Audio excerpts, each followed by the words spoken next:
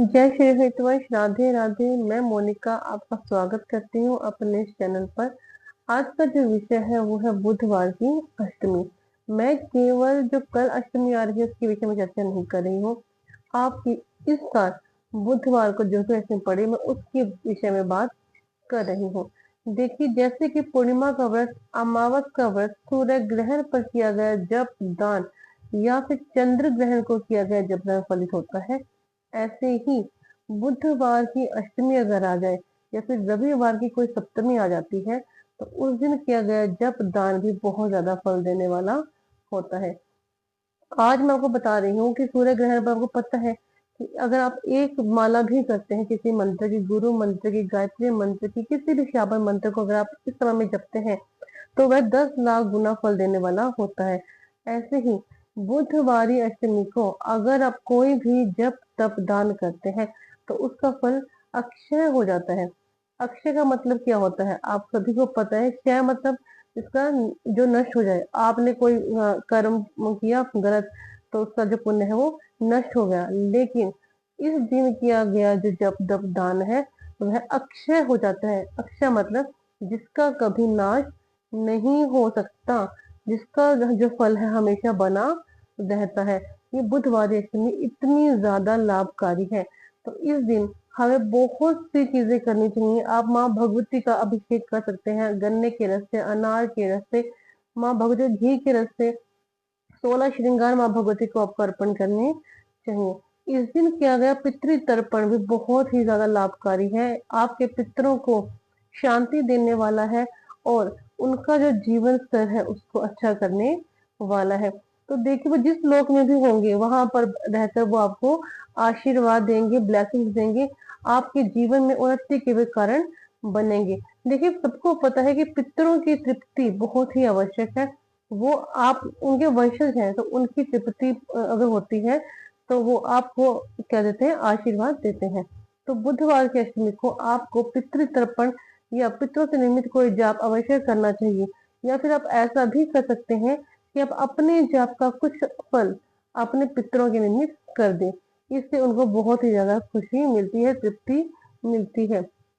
पितरों के निमित्त आप गायत्री जाप भी कर सकते हैं, वो भी बहुत लाभकारी है। या फिर आप रुचिकृत पितृ स्तोत्र का जाप भी कर सकते हैं, वह भी आपको बहुत ज्यादा पुण्य देने वाला है। देखिए, जो भी हम आपको उपाय बताते हैं, जो भी आपको हम चीजें बताते हैं, वो ऐसे नहीं कि हमने बोल दिया और अपने तरफ से बना दिया। ये सभी शास्त्र सम्मत है। आप जब शास्त्र पढ़ते हैं, अग्नि पुराण, स्कंद पुराण, अनेक शास्त्रों में हमें ऐसी चीजों का वर्णन मिलता है, इन दिनों का वर्णन मिलता है कि इन दिनों में किया गया जो कार्य है, जो जप तप दान है वो फलकारी होता है, उसका क्षय नहीं होता, अक्षय होता है। तो ऐसे ही बुधवारी जो व्रत है वह कितना फलदायी है वो आप सभी ने समझा। देखिए, आप इस दिन व्रत भी कर सकते हैं। इस दिन व्रत करने से जो लक्ष्मी है वो स्थिर होती है आपके घर के अंदर। और लक्ष्मी अगर कहीं भी कमी आ रही है किसी कार्य में, व्यापार में, तो उसके लिए बहुत ही लाभकारी उपाय है कि आप बुधवार अष्टमी का व्रत करें। बुधवार अष्टमी का व्रत बहुत ही ज्यादा पुण्य देने वाला है। इस प्रकार बुधवार अष्टमी को आप बहुत सारे ऐसे कार्य कर सकते हैं अपनी मनोकामना की पूर्णता के लिए। उस दिन जप तप दान कर सकते हैं, कोई भी मंत्र का जाप कर सकते हैं, गुरु मंत्र का जाप कर सकते हैं।